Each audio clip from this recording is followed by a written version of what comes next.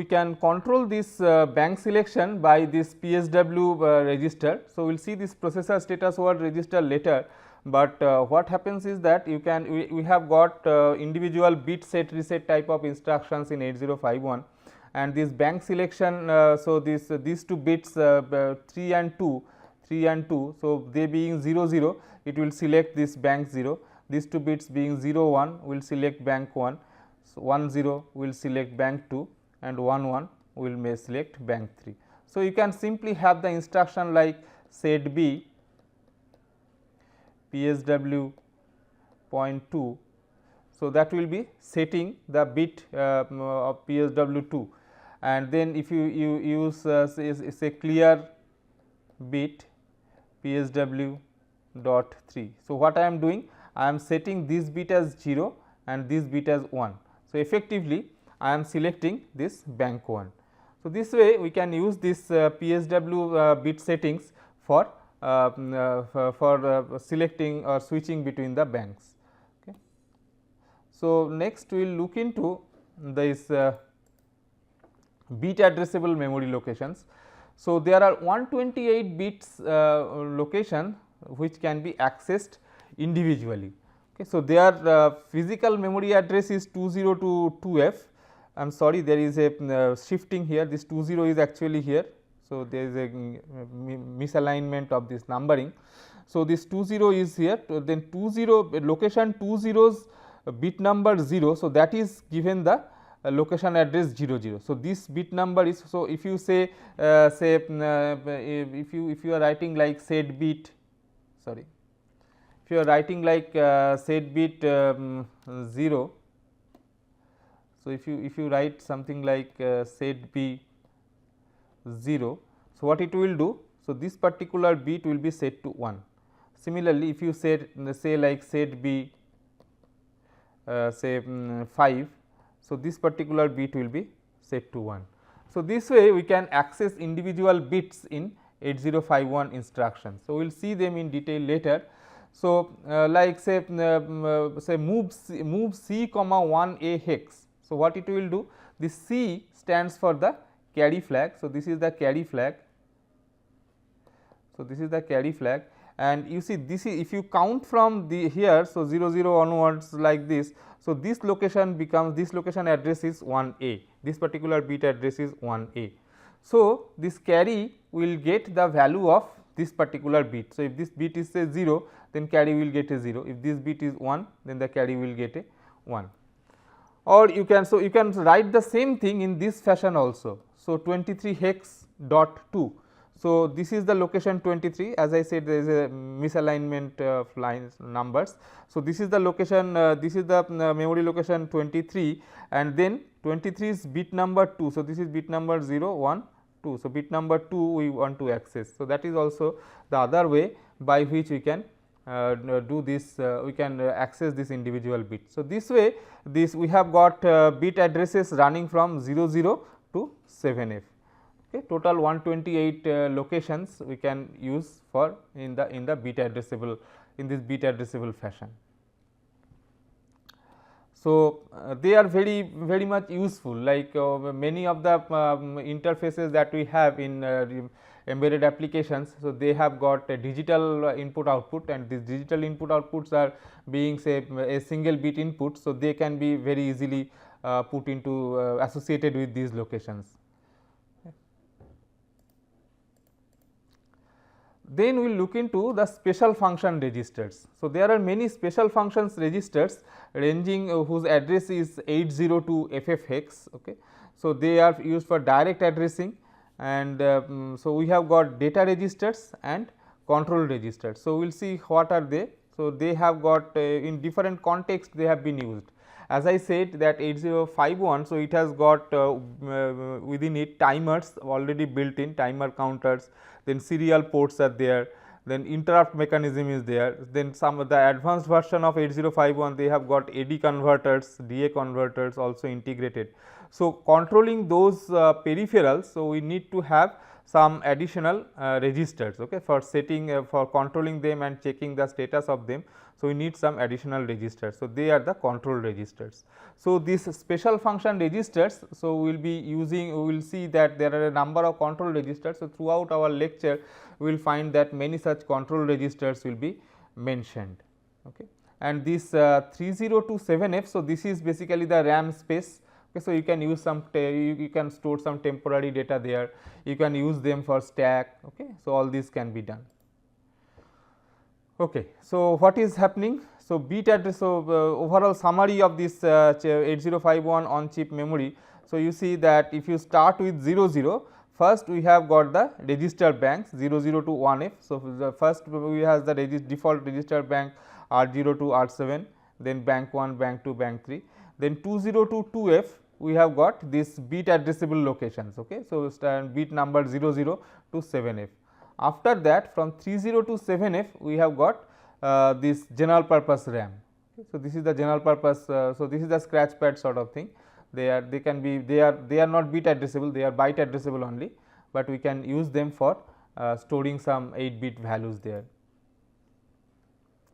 Now, if you look 80 onwards, okay, so if you look into 80 onwards, then what happens is you have got this these are the special function registers. So, some of the special function registers are like every port. So, you remember that there are 4 ports in 8051, P0, P1, P2, P3. So, P0 is associated with address 80, then P1 is associated with the address 90, P2 associated with A0 and P3 associated with B0. So, we have got these ports also they are also associated with memory location. So, in your instruction, so you can either say port 0 or you can say memory location 80, they are all the same. Similarly, you can say P1 or memory location 90, they are all the same. Now, this stack pointer, so this 81, so location 81, so that corresponds to the stack pointer register. Then 82 so is either DPL and 83 is the DPH. So, this DPH DPL pair, so this makes the DPTR register for external memory access, and they are not bit addressable. So, you see that these locations, so they are not bit addressable. Then this location is not documented what it is doing. Now, 87 is the PCON register. So, this is for power control. So, you can put that 8051 in the power down mode by setting this PCON bits accordingly. So, you can use this PCON register there. Then this TCON is another register which is used for timer control, timer and interrupt control. Then TMOD is for the timer mode control. So, these are all different registers. Then this TL0, TL1, TH0, TH1. So, these they are for timers. Okay. So, this TL0 and TL1 they hold the timer value for timer 0, and TH0 and TH1 they hold the current time value in timer 1. Then this SCON register is for serial communication control. So, this bit so what does these bits mean? So, we will see that later when you go to this individual portion. Then SBUF is also for serial communication, and what happens is that if you want to transmit something serially, you have to copy it into SBUF. Okay. After setting this SCON properly, so if you copy it into SBUF, then the character will be sent serially through the transmit bit and TXD and RXD lines. Then this is P2, this is interrupt enable register. So, this interrupt enable register, so this is for enabling interrupt. So, we will see that later again. Then IP is the interrupt priority. So, you can modify the priorities of different interrupts. In 8051 there are a number of interrupts like this the 2 timers. So, they can give interrupt. Then the serial transmission, so that can generate another interrupt. Then we have got this INT 0 and INT 1 pins. So, they can also generate interrupts. So, that way we have got a number of sources of interrupts, and these interrupt priorities can be modified. There is a default priority, but beyond that you can also modify the priority. Then this PSW is the processor status word. So, this D0 to D7 they have got some special meaning. When we go to PSW register we will see. Then this accumulator ACC, so this has got E0 to E7. So, these are the addresses.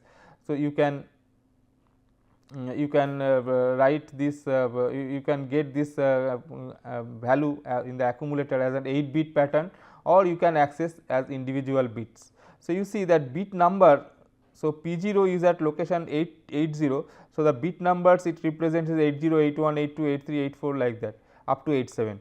After that TCON is bit addressable and it starts at location 8, it is at location 88 and the bit numbers also start with 88. So, in this way at whenever we have got whenever we are at a boundary of 8, okay. So, that at that point we have got this bit addressable feature, like we have got the bit addressability at location 80, then we have got bit addressability at 88, then at 90, then 98, then A0, A8, B0, B8. Okay. So, then C0 is of course not there, then we have got this D0. So, after B8 you see that there is nothing after so B8 to BF if we say, then there is nothing like C0. Okay. So, it starts with D0, D0 to D7 and then E0, E0 to E7. So, bit numbers are the same. Okay. So, these are the byte address and these are the bit numbers, they are the bit addresses. So, this special function memory, so you can we can just review it once more. So, this 80 is for P0, then this 90 is for P1, then this B0 is for P3 and so then A0 is for P2 like that. Then this SP is at 81, DPL is at 82. So, the same diagram that we had previously, so that is shown in another fashion here. So, this register banks, so as we said that the active bank is selected by PSW's RS1 and RS0 bits. So, this register bank select 1 and register bank select 0 bits.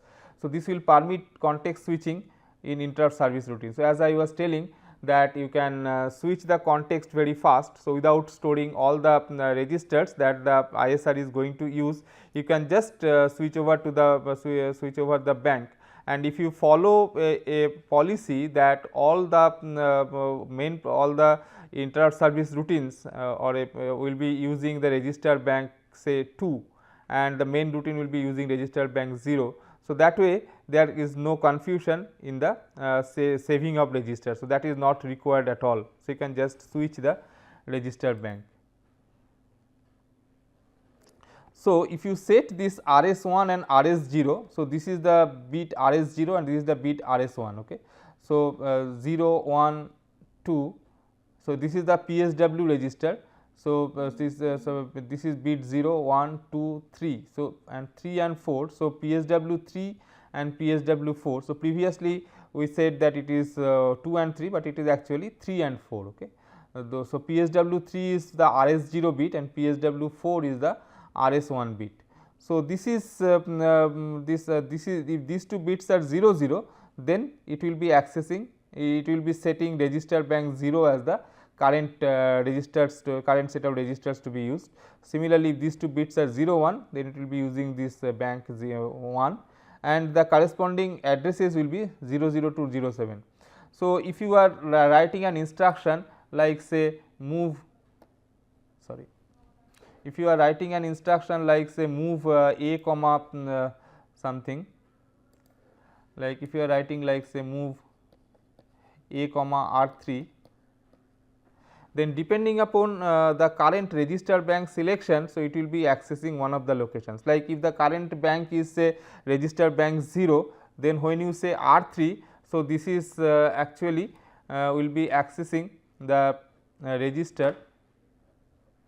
So, this registers as we know that this will be starting with this registers will be starting with R1 I think.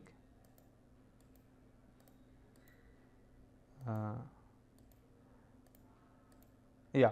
So, register starts with number R0. So, if you say R3, then the corresponding number that we have is so R3. So, the 0 1 2 3. So, this is the location memory location memory location 03. So, that will be used here. So, this instruction, so this will get the into the accumulator content of memory location 3. Okay. On the other hand, if you are if provided you are using the register bank 0, if you are using register bank 4 instead, then the same instruction. So, this will be taking the accumulator will get the content of memory location that is 10, 11, 12, 13. It will get the content of memory location 13. So, this way you can see that depending upon this register bank selection, so we can do it like this. So, you can also write it as, instead of writing like a comma r3, you can write like move a comma 3.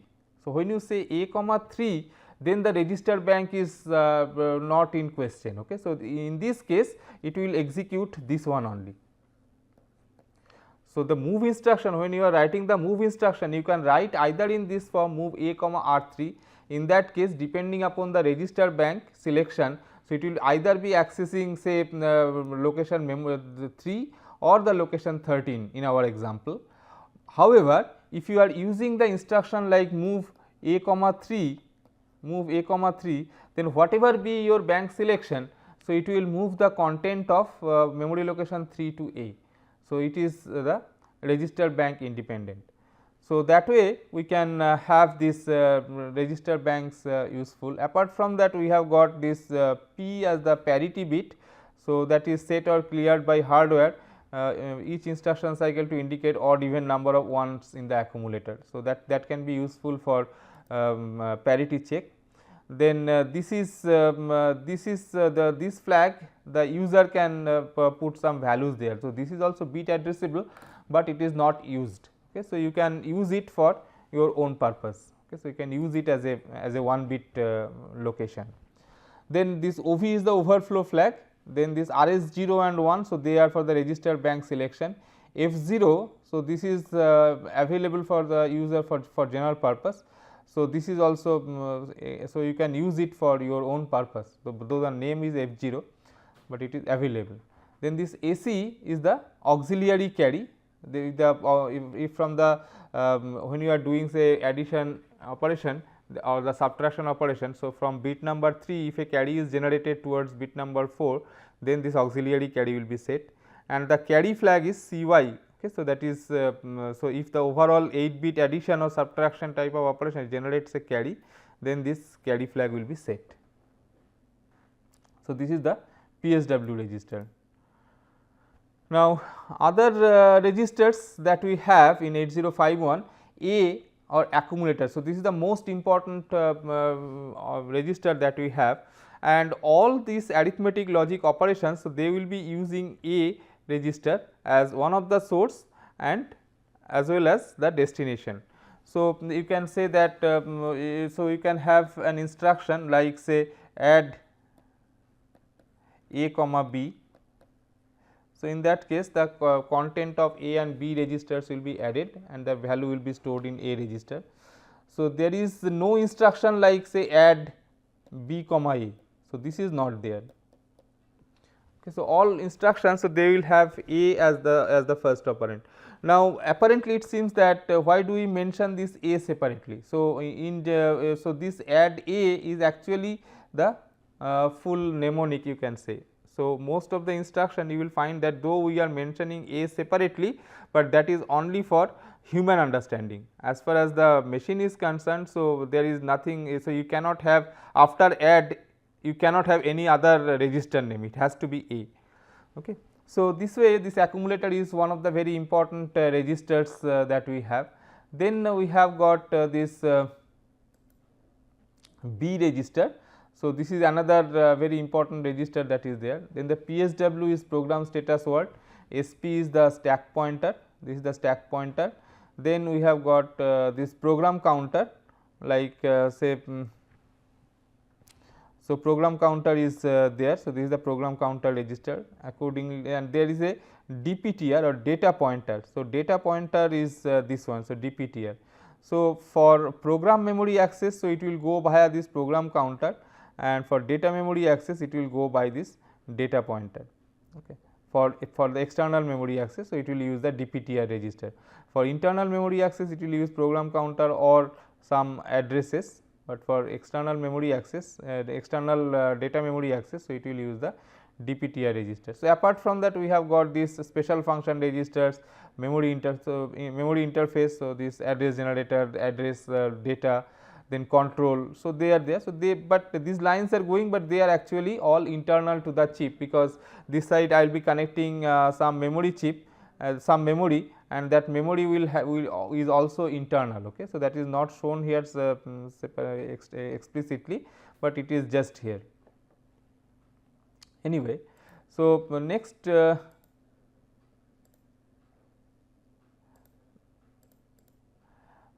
to summarize, the registers that we have are like this. We have got these A, B registers plus the registers R0 through R7. Then they are all 8-bit registers, and the important 16-bit registers are like DPTR and PC. So, DPTR can be considered as two 8-bit registers, DPH and DPL, and this PC is a 16-bit register. So, going towards these instructions of 8051, the assembly language instructions of 8051. So, you can we can visualize them from different angles, like the data transfer instructions, then the addressing modes in which these data are accessed, then the data processing instructions like arithmetic and logic operation, and there can be some program flow instruction that will control like jump, call, this type of instruction which will control the operation of individual operation of the flow of the program. So, the first category is the data transfer instruction. So, one instruction may be like move destination comma source. So, destination gets the value of source. Then we have got stack instructions like push byte and pop byte. So, increment the stack pointer, move byte on the stack, and pop byte it will move the from stack to byte, and then it will increment the stack pointer. So, it is like this. I think there are some. So, this move destination comma source, like you can have instructions like say move, as I said I can have an instruction like move A comma R1. So, R1's value is moved to A. Then we can have like move A comma 3. So, memory location 3's content will be coming to A. So, they are, so this move instruction, so this is always with the internal memory. So, it does not access the external memory. So, they are all with internal memory. Then the stack instructions. So, stack instructions are like this. So, you can have instruction like push 5. So, what it will do, the content of memory location 5 will be pushed onto the stack. So, this will go to stack, and this, as we know that memory location 5 actually it corresponds to the register R5 in the so if you are it will in the register bank 0. So, this is the register R5. So, it will be saving the content of register 5 onto the stack, provided you are using register bank 0. So, if you are using some other register bank, then accordingly this number has to be modified, but we cannot write like push R5. So, that is not possible. So, this is not possible. So, we have to tell the byte address directly, and that way it has to be done. Then there is an exchange instruction. So, that can be used for exchanging the accumulator with some byte. So, XCH A byte. So, it will exchange the accumulator and byte, and XCH D. So, it will exchange the nibbles of the accumulator and byte. So, we will see some example.